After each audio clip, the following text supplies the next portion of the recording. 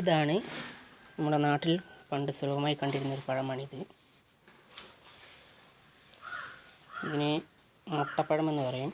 ഈ കോഴിമുട്ടയുടെ മഞ്ഞ പോലത്തെ ഭാഗമാണ് ഇതിനുള്ളത്.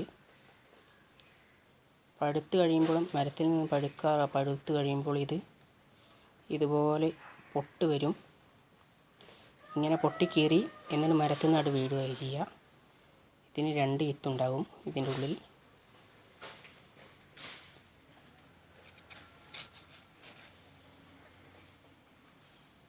ഇതതിൻ്റെ പച്ചയാണ്.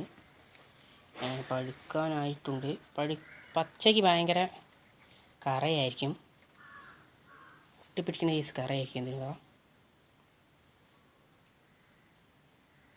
ചക്കപ്പച്ച പോലത്തെ കറയാണിത് പച്ചയ്ക്ക്. ഇത് നന്നായി പഴുത്താലേ അതിൻ്റെ കറ പോകൂ. ഇത് കുറച്ചും കൂടി പഴുക്കാനുണ്ട്. ആണ് ഇതിൽ കുറച്ച് പഴം കറയുണ്ട്. ഇത് കഴിച്ചവരുണ്ടെങ്കിൽ ഒന്ന് കമൻറ്റ് ചെയ്തേക്കൂ, പിന്നെ ഒന്ന് ലൈക്ക് അടിച്ചേക്കൂ.